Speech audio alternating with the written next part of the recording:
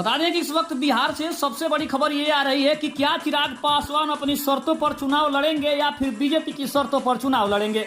लेकिन बता दें कि चिराग ने नहीं मानी भाजपा की बात, कहा अपनी शर्तों पर लड़ूंगा लोकसभा का चुनाव। नमस्कार, आप देख रहे हैं जीएमसी न्यूज। आइए खबर को विस्तार से जानते हैं। उसके पहले अगर चैनल पर नए हैं, खबर अच्छी लगे तो चैनल को सब्सक्राइब करना बिल्कुल ना भूले।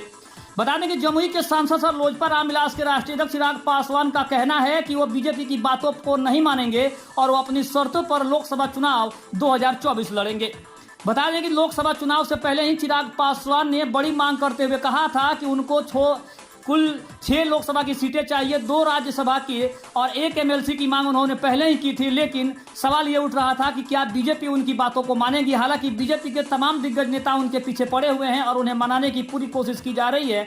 लेकिन चिराग पासवान का कहना है कि उनकी पार्टी किसी भी कीमत पर झुकने को तैयार नहीं है, क्योंकि चिराग का मानना है कि उनकी बढ़ती लोकप्रियता कहीं ना कहीं उनकी लोकप्रियता बिहार में उनके वर्चस्व को आगे बढ़ाने का काम कर रही है और कहीं ना कहीं उनका कुनबा ये जानने की कोशिश कर रहा है कि चिराग पासवान की डिमांड आज के समय में बिहार में सबसे ज्यादा है। लेकिन सवाल ये उठ रहा है कि क्या चिराग पासवान खुद का नुकसान कर रहे हैं या फिर अपनी पार्टी को आगे ले जाने का काम कर रहे हैं, क्योंकि बीजेपी ने पहले ही कह दिया है कि बीजेपी लोकसभा की कुल 40 सीटों पर बिहार में 30 लोकसभा सीटों पर चुनाव लड़ने के लिए तैयार है और बाकी की जो 10 सीटें बच रही है वो अपने क्षेत्रीय दलों को देने के लिए कोशिश कर रही है।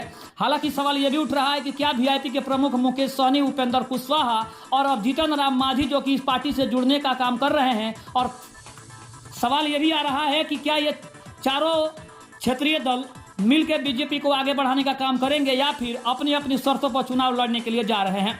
तो सवाल यह उठ रहा है कि क्या चिराग पासवान की उनकी मांगों को बीजेपी पूरा करने का प्रयास करेगी या फिर बीजेपी अपने शर्तों पर चुनाव लड़ेगी। अगर बीजेपी ऐसा करती है तो कहीं ना कहीं बीजेपी को भी नुकसान होने वाला है और अगर चिराग अपनी जिद नहीं छोड़ते हैं तो फिर ये नुकसान उनको भी हो सकता है। हालांकि चिराग पासवान ने अभी भी ये बात कही है कि महागठबंधन से भी उनकी बातचीत चल रही है और अभी भी उनके पास विकल्प खुला हुआ है। अगर बीजेपी उनको शर्तों को नहीं मानती है तो फिर भविष्य के बारे में चिराग पासवान एक बार फिर से सोच सकते हैं। खबर कैसी लगी कमेंट में जरूर बताइएगा। तब तक के लिए धन्यवाद। जय हिंद, जय